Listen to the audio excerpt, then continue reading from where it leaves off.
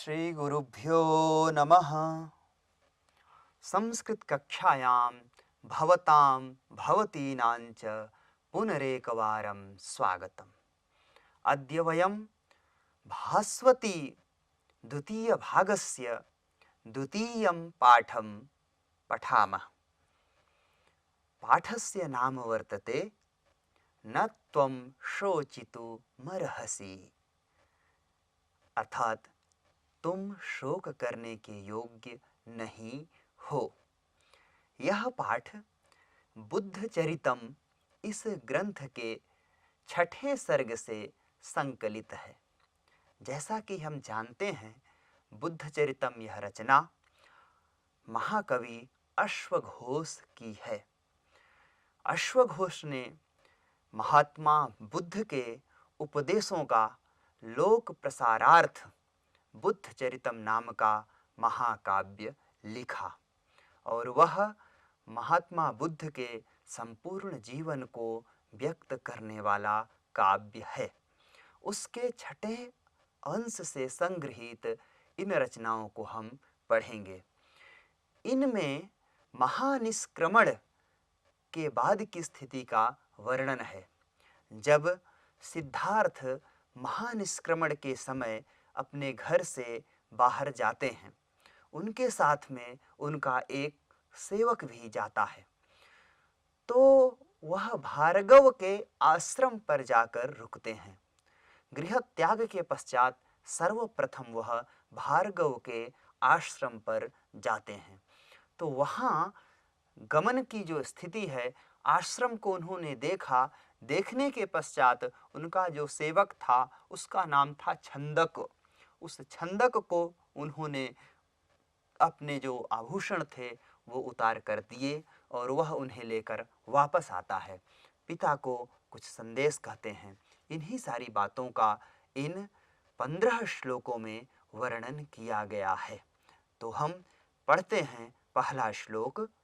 ततो मुहूर्ताभ्युदिते जगच्चक्षुषि भास्करे भार्गवस्याश्रमपदं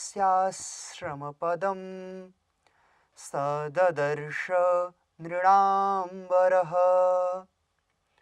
इसका अन्वय इस प्रकार है। ततः सह नृणाम्बरः जगच्चक्षुषि भास्करे मुहूर्ताभ्युदिते भार्गवस्य आश्रमपदं ददर्श।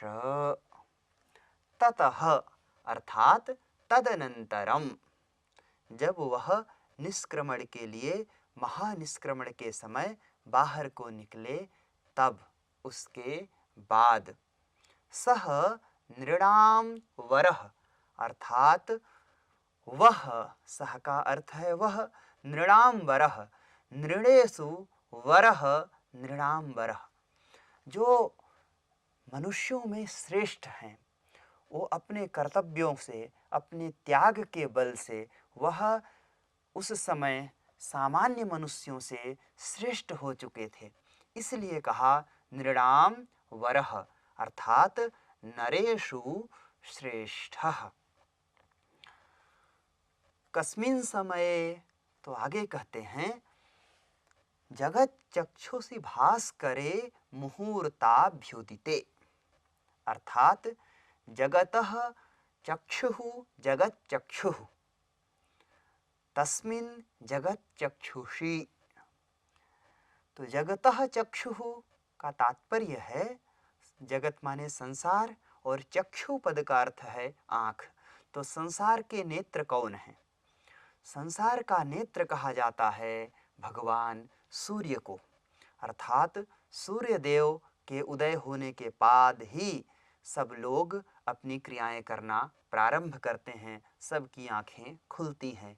इसलिए इन्हें जगत चक्षुष कहा जाता है।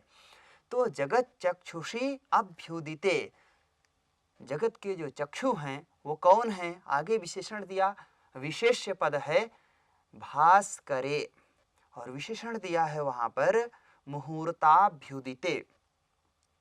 मुहूर्तम अभ्युदितम मुहूर्ताभ्युदितम, तस्मिन मुहूर्ताभ्युदिते, अर्थात उदय होने की जो वेला है, उस वेला में, उस समय। तो पूरे पद का अर्थ क्या हुआ? जगत चक्षुषि भाष करे मुहूर्ताभ्युदिते, जगत के जो चक्षु भास्कर हैं उनके उदय होने की वेला के समय भार्गवस्य आश्रम पदम ददर्श, जो भार्गव का आश्रम है उस भार्गव ऋषि के आश्रम को उन्होंने ददर्श देखा।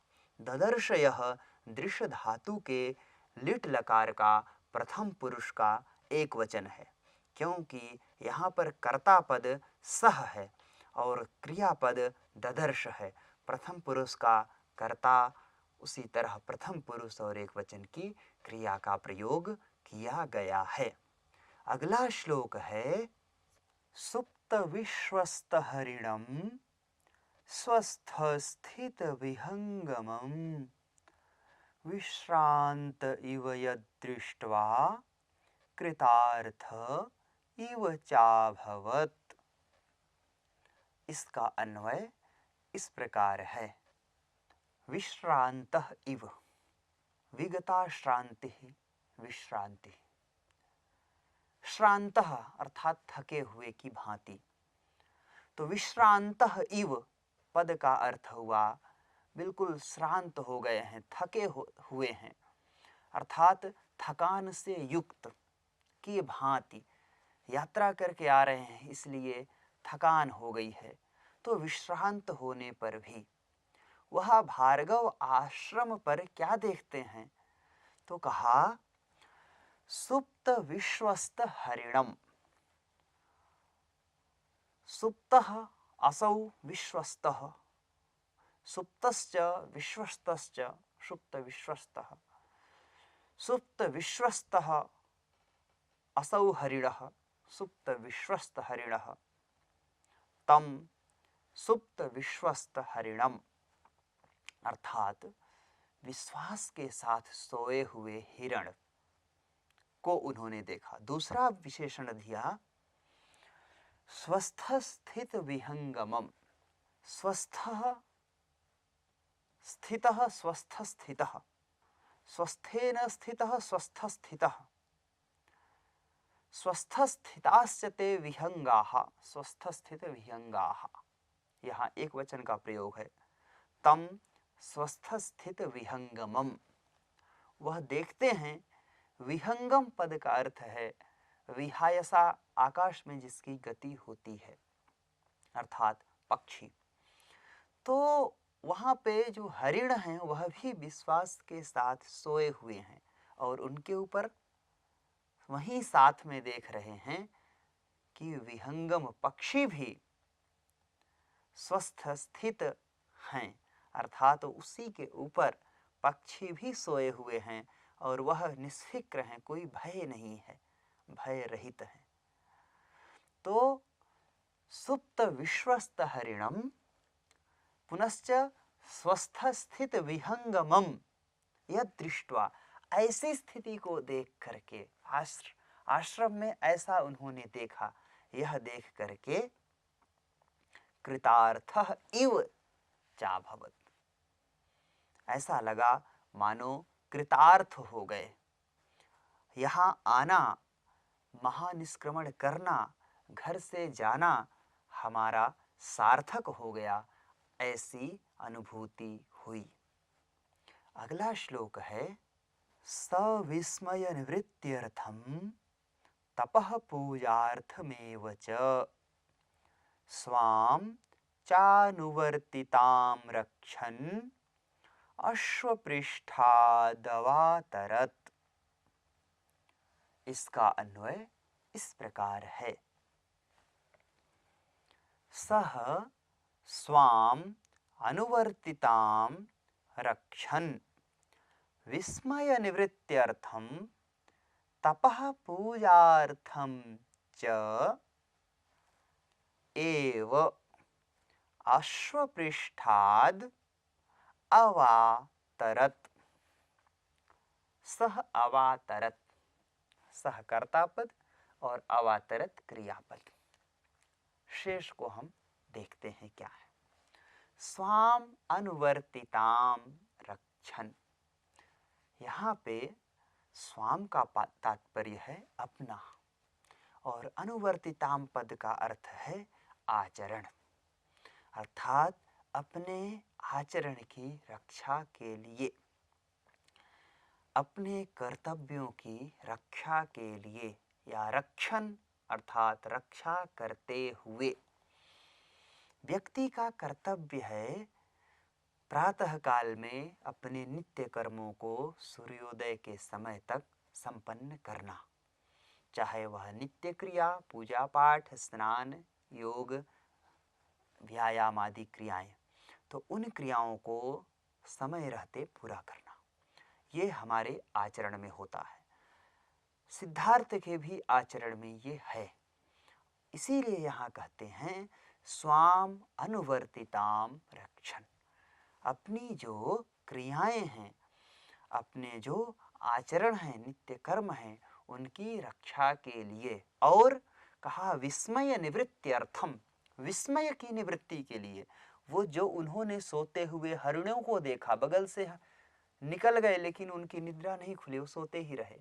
पक्षी आराम से वहाँ बैठे हैं, विश्वस्त हैं, निर्भीक हैं, तो ऐसी अवस्था को देखकर उन्हें विस्मय हुआ कि ये आश्रम का क्षेत्र कैसा है जहाँ सब निर्भीक हैं। साधारणतः ऐसा होता नहीं है।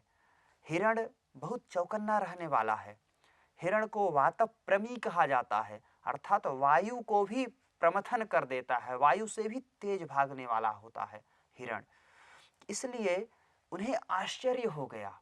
तो उस विस्मय की निवृत्ति के लिए जो उनके मन में एक आश्चर्य आया, उस आश्चर्य की निवृत्ति के लिए और दूसरा विशेषण देते हैं तपः पूजार्थम एव च, तप और पूजा के लिए, प्रातःकालीन जो संध्या वंदन कर्म है उन क्रियाओं को करने के लिए क्या किया, तो कहते हैं अश्व पृष्ठात अवातरत, अश्व के पृष्ठ से अर्थात घोड़े के पीठ से, अवातरत मतलब उतर गए। घोड़े पर बैठे हुए जा रहे थे और जब ये ऐसा आश्रम का वातावरण देखा उन्हें बड़ा आश्चर्य हुआ। उस आश्चर्य की निवृत्ति तभी हो सकती थी जब वो किसी दूसरी क्रिया में संलग्न हों, इसलिए वह अश्व से उतर गए। अगला श्लोक है अवतीर्य च पस्पर्श निस्तीर्णमिति वाजिनम छंदकम चाब्रवीत प्रीतः स्नापयन्निव चक्षुषा। इसका अन्वय इस प्रकार है इति अवतीर्य च निस्तीर्णम वाजिनम पस्पर्श तथा च प्रीतः सन् चक्षुषा स्नापयन् इव छंदकम अब्रवीत इति अवतीर्य, अर्थात इस प्रकार से वह तप पूजा के लिए अवतीर्य अश्व से उतर करके, नीचे उतर करके, तो अव उपसर्ग पूर्वक त्रिधातु से क्ता प्रत्यय और उसको ल्यप जब होगा आदेश तो अवतीर्य पद बनता है, जिसका अर्थ होगा उतर करके। क्या किया, तो कहा निस्तीर्णम वाजिनम पस्पर्श। निस्तीर्ण पद का अर्थ है जो पार कराने वाला। तो जो यात्रा को पूरी कराया, जिससे यात्रा करके आए, तम वाजिनम, उस वाजिन पद का अर्थ होता है घोड़ा। तो उस वाजी को अर्थात घोड़े को पस्पर्श, यह लिट लकार का प्रयोग है जो कि भूतकाल के लिए प्रयोग होता है, जिसे आँखों से न देखा गया हो, ऐसे भूतकाल की क्रियाओं के लिए लिट लकार का प्रयोग करते हैं। यहाँ पर भी वही प्रयोग किया गया है। तो अश्व से उतर करके उस अश्व को, जो अश्व इतनी दूर की यात्रा कराया, उस निस्तीर्णम वाजिनम पस्पर्श, उन्होंने उसके ऊपर हाथ फेरा, उसका स्पर्श किया। और तथा च चक्षुषा स्नापयन इव छंदकम अब्रवीत। स्पर्श करने के पश्चात चक्षुषा अर्थात आँखों के द्वारा, स्नापयन इव, स्नापयन का अर्थ है स्नान कराना। जैसे कहते हैं बहुत समय से किसी को देखा तो कहा आँखों से हमने इसको देखते ही रह गए, या आँखों से हमने पी लिया, बहुत सुंदर दृश्य था, हमने ऐसा बागान देखा, पुष्पों की अवली देखी तो देखते रह गए। ऐसे ही स्नापयन इव अर्थात आँखों से स्नान कराते हुए के समान छंदकम अब्रवीत, अर्थात छंदक नाम है उस सेवक का जो साथ में आया हुआ। तो छंदक को अब्रवीत अर्थात कहा, उन्होंने कुछ बोला। क्या बोला? इमं तार्क्ष्योपमजवम तुरंगमनुगच्छता दर्शिता सौम्य मद्भक्तिर विक्रमश्चायमात्मनः। इस श्लोक का अन्वय इस प्रकार है। हे सौम्य, अयम आत्मनः मदभक्तिः विक्रमश्च दर्शिता। कथम? इमं तार्क्ष्योपमजवं तुरंगम अनुगच्छता। अर्थात हे सौम्य, छंदक को संबोधित करते हुए कहते हैं कि हे प्रिय या सुंदर, ऐसा एक संबोधन है ये, कि आपने अयम आत्मनः, यह आत्मनः अर्थात अपनी, मदभक्ति, मई भक्ति ही मदभक्ति अर्थात मेरे प्रति जो निष्ठा है, मेरे प्रति जो आपकी प्रीति है, और विक्रमश्च, जो शौर्य है, जो आपका विक्रम है, वह यहाँ पर आपने दिखाया है। क्यों? क्योंकि उसमें विशेषण दे रहे हैं, हेतु दे रहे हैं, कारण है इमं तार्क्ष्योपमजवम। इस पद के अर्थ को हम इस प्रकार समझ सकते हैं। तार्क्ष्य पद का अर्थ है गरुड़। तार्क्ष्यः गरुड़ः। तार्क्ष्येण उपमा यस्य सः तार्क्ष्योपमः। तार्क्ष्योपमः जवः यस्य स तार्क्ष्योपम जवः। एक एक पद को हम ऐसे समझेंगे। तार्क्ष्य अर्थात गरुड़, तार्क्ष्योपम अर्थात गरुड़ के समान है उपमा जिसकी, वह तार्क्ष्योपम हुआ। और जवह, जवह पद का अर्थ होता है वेग, अर्थात गरुड़ के समान वेग वाला कौन होगा? तो यहाँ पे विशेषण दिया वाजी के लिए, वाजिनम, अर्थात इस प्रकार की वेग से चलने वाला यह वाजिन अर्थात घोड़ा। पुनः तुरंगम, यहाँ विशेषण दिया है वाजिनम अर्थात तुरंगम। तुरंग कैसा है, घोड़ा कैसा है? तो गरुड़ के वेग के समान चलने वाला यह अश्व है।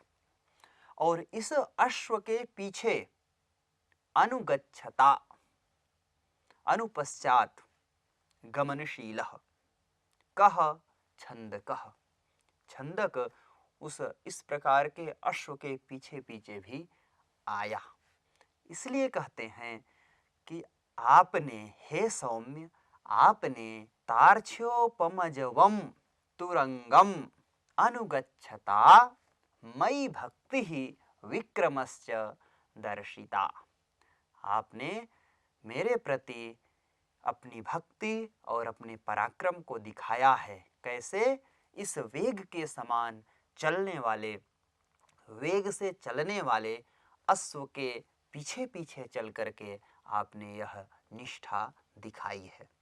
अगले श्लोक में कहते हैं, को जनस्य फलस्थस्य न स्यादभिमुखो जनः जनी भवति भूयिष्ठं स्वजनोपि विपर्यये।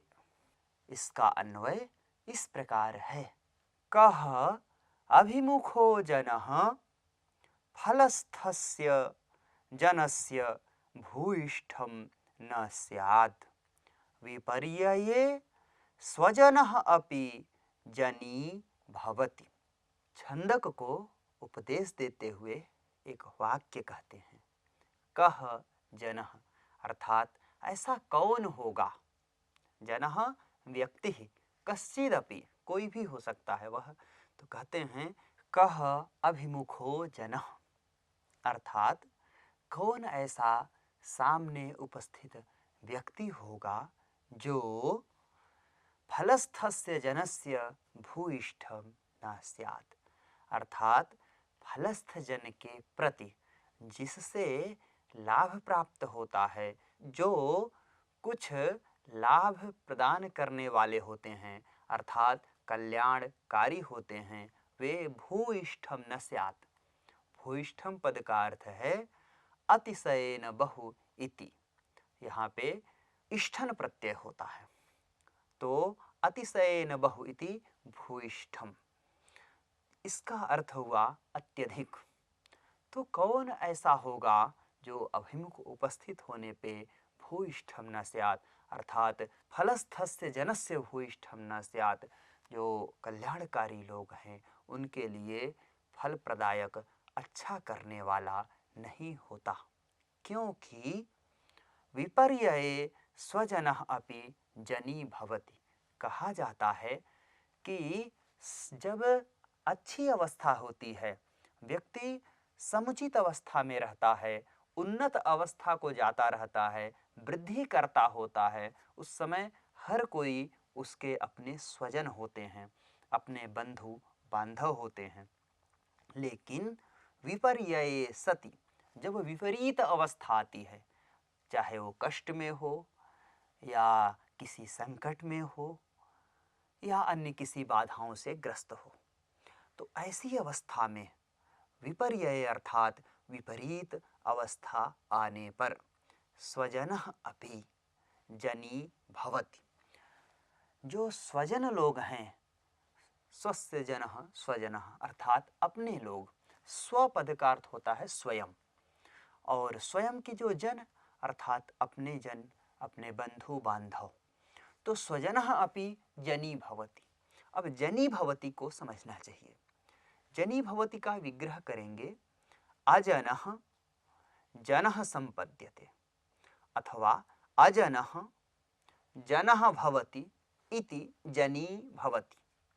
तो जो अजन है अर्थात अपना स्वजन नहीं है, गैर है, ऐसा हम कह सकते हैं, तो वह गैर जनः भवति, जन की तरह हो जाता है अर्थात अपने व्यक्ति की तरह हो जाता है, तो वह जनी भवति कहते हैं।